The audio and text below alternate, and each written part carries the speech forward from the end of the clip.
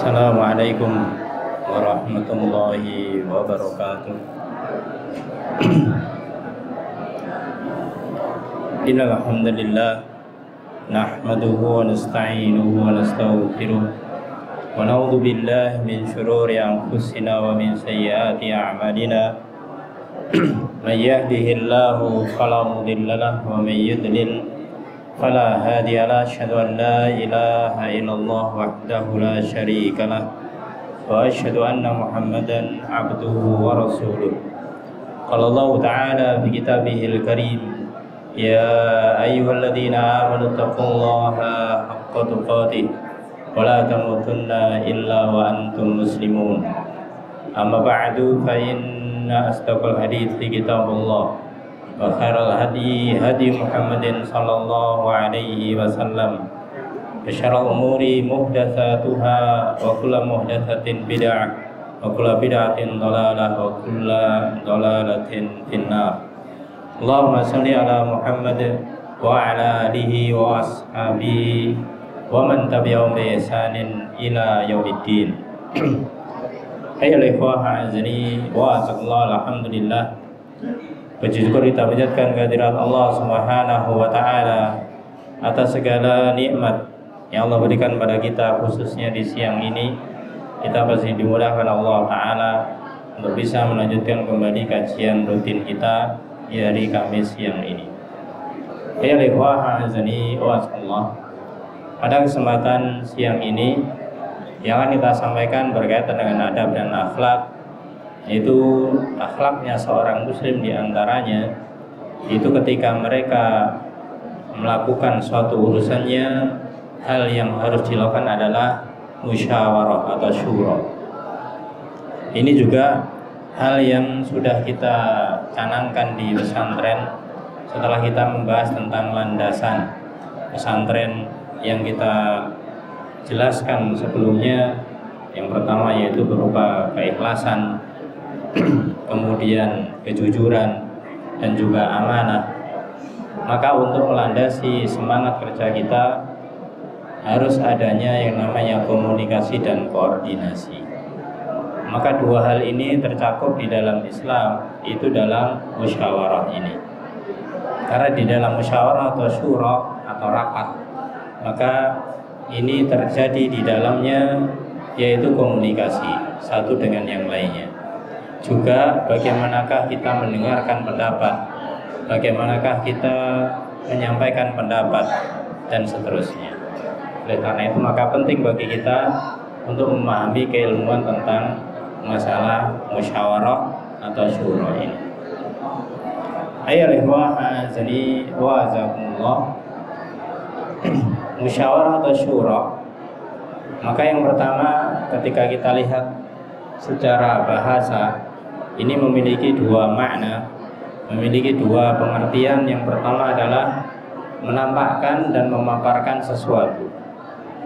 Jadi namanya musyawarah, berarti kita menyampaikan sesuatu, menyampaikan ide, gagasan, pendapat, saran, kritik, dan yang lainnya.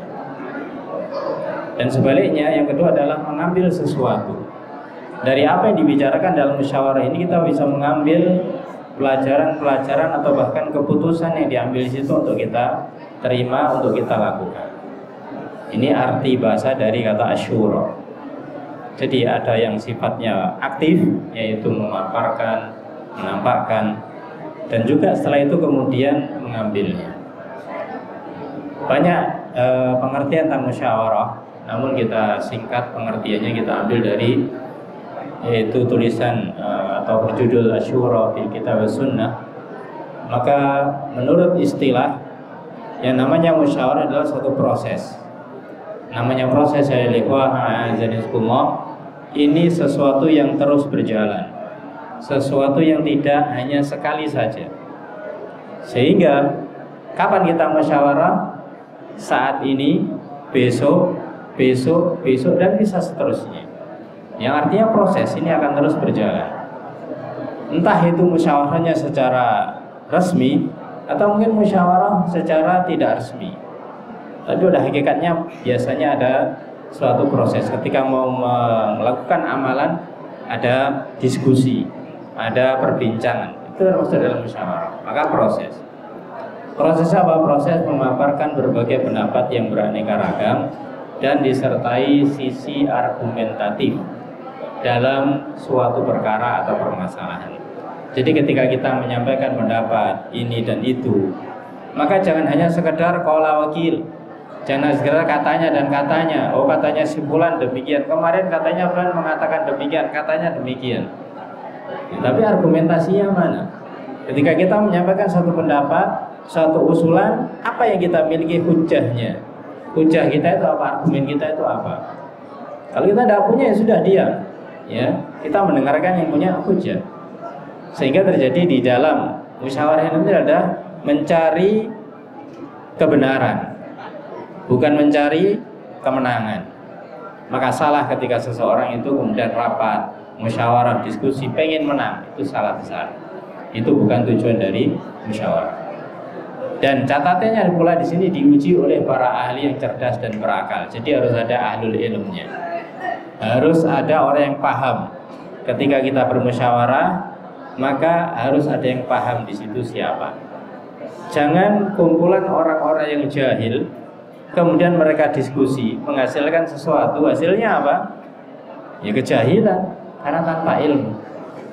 Meskipun mereka sepakat ya dengan sekian peserta misalkan, karena tanpa ilmu ya hasilnya kejahilan tetap, karena tidak dari ahlul ilm.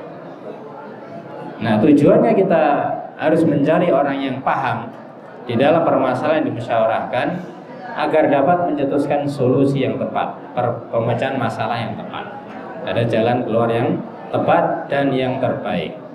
Kalau sudah ada solusi ini dari diskusi ini, sudah berarti kita sepakati melakukan acara ini, melakukan kegiatan ini, sudah disepakati dan sudah ada ahlinya di situ. Oke, demikian.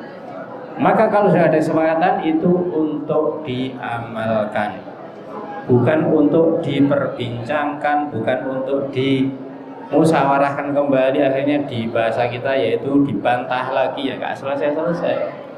Ketika ada suatu keputusan, maka hendaklah itu setelah diambil maka diamalkan. Dengan diamalkan, apa yang terjadi sehingga tujuan diharapkan dapat terrealisasi, akan bisa mencapai tujuannya. Maka dari itu para jamaah, penting bagi kita untuk menahan diri. Ketika musyawarah boleh berbeda pendapat satu dengan yang lainnya, silahkan. Ya, memang ini tempatnya. Tapi setelah selesai di akhir musyawarah ada kesimpulan, ada 2, 3, 4 pendapat yang berbeda dalam satu musyawarah tersebut. Ternyata harus diambil salah satunya, atau bahkan semuanya tidak diambil.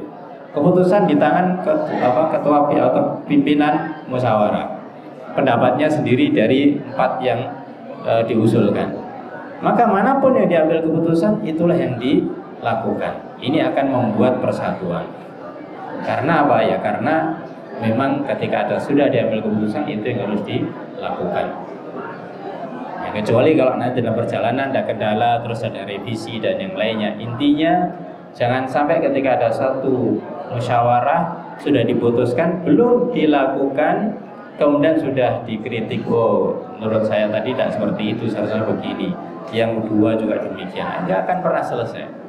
Maka harus kembali kepada kesepakatan.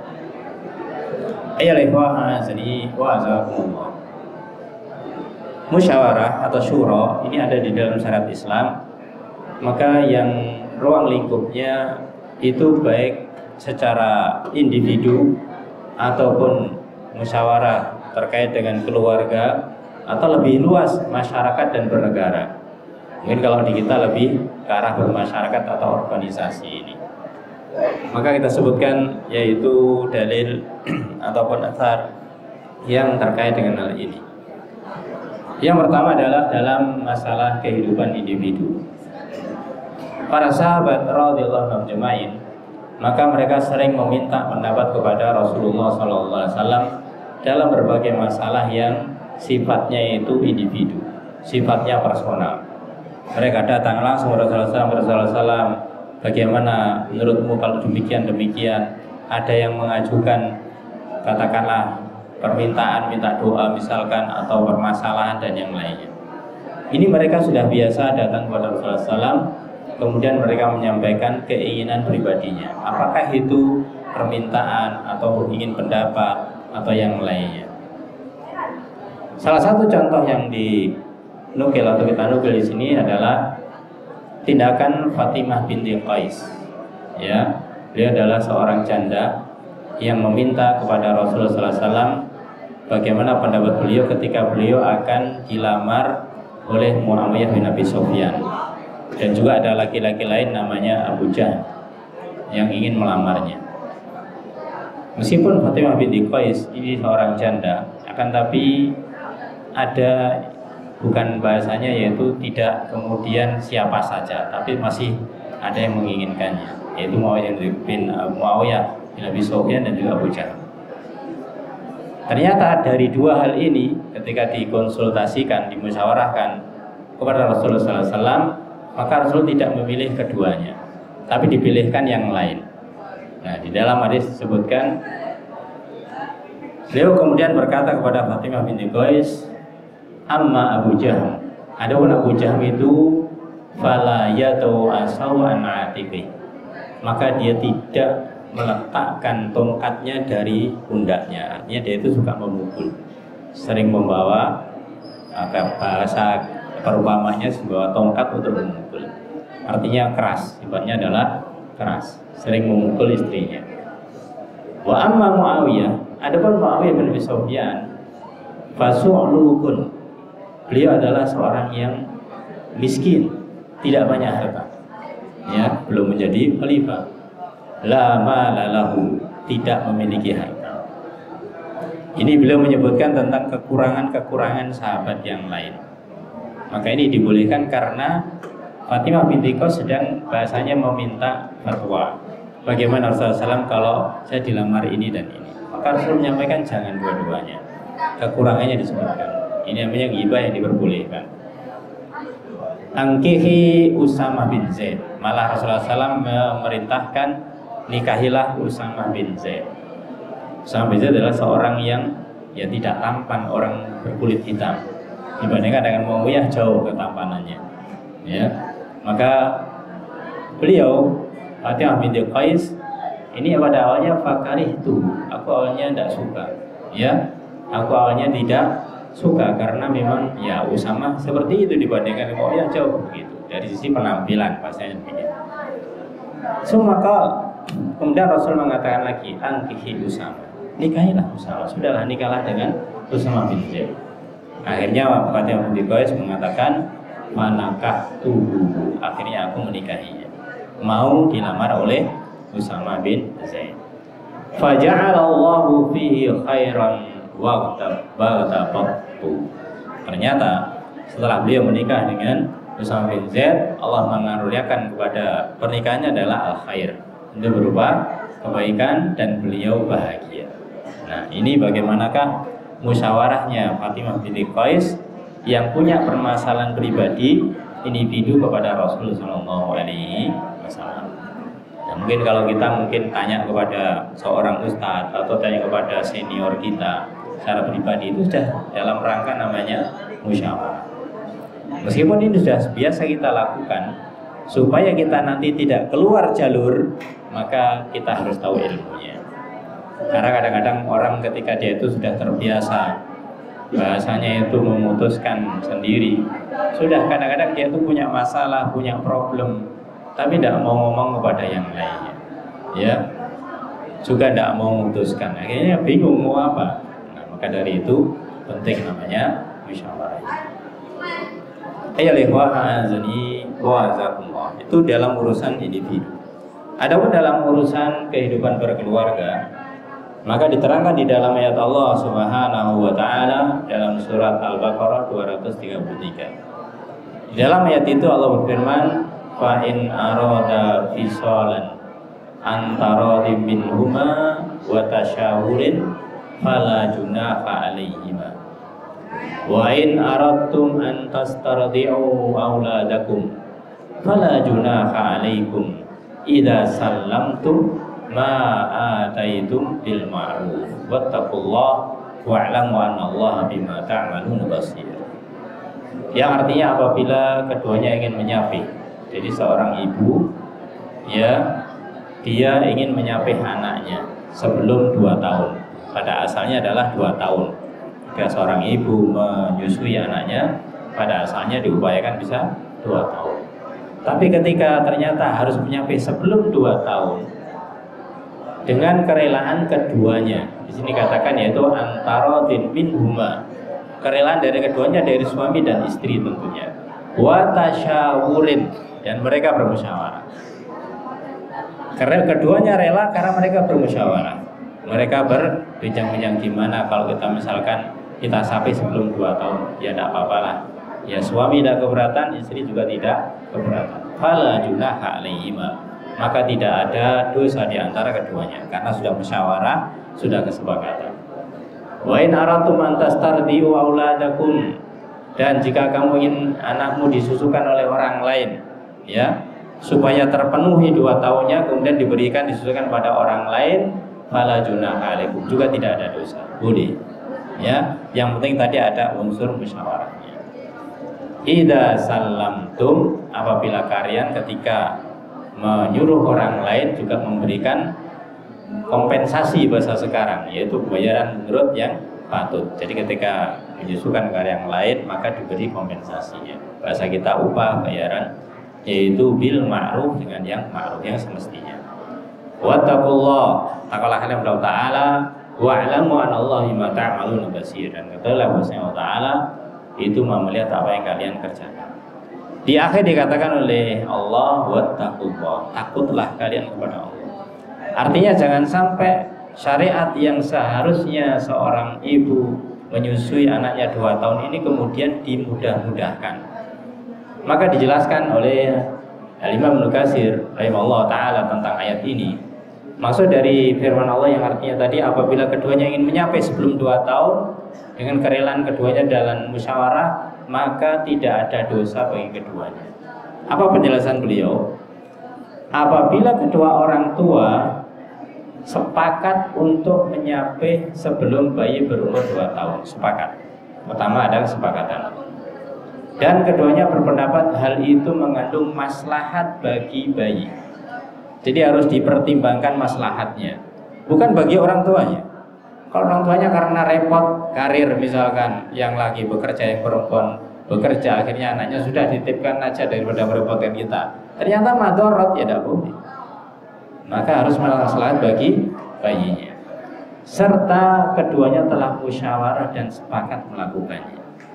Jadi suami dan istri sepakat akan hal ini, maka tidak ada dosa bagi keduanya. Nah, pemahaman sebaliknya boleh katakan dengan demikian, faedah yang dipetik dari hal ini, tidaklah cukup apabila hal ini hanya didukung oleh salah satu orang tua tanpa persetujuan orang lain, keinginan suami atau keinginan istri saja. Ini tidaklah dibolehkan. Ya, harus sepakat antara keduanya. Hanya didukung oleh salah satu dari keduanya ini. Dan tidak boleh salah satu dari kedua orang tua memilih untuk melakukannya tanpa bermusyawarah dengan yang lain, sepihak. Suami memutuskan, sudah wis, nggak usah diteruskan menyusui, kamu harus bekerja soalnya, ya, cari aja babysitter atau titipkan ke siapa begitu. Padahal ibunya tidak mau, tidak bisa. Atau sebaliknya, istrinya yang menginginkan, ya maka salah satunya bisa. Maka inilah pentingnya yang namanya bermusyawarah. Karena disinilah para jamaah kadang-kadang urusan rumah tangga itu menjadi pelik, menjadi rumit, karena urusan bagaimanakah mengatur atau yaitu istilahnya mengasuh anaknya, merawat anaknya dan seterusnya. Kalau suami istri ini tidak sejalan, akhirnya jadi korban anaknya. Naudzubillah. Maka dari itu para jamaah yang Allah, musyawarah sangat penting, apalagi dengan keluarga ini sangat penting. Bahkan bisa dikatakan kita setiap hari itu musyawarah, karena ketemu dengan istri kita ngomong, dengan kita bicara. Jangan sampai kita ketika ketemu ke rumah kemudian tanpa ada pembicaraan. Maka harus ada yang namanya pembicaraan, musyawarah meskipun hal-hal kecil musyawarahkan. Inilah pentingnya di dalam Islam tentang musyawarah.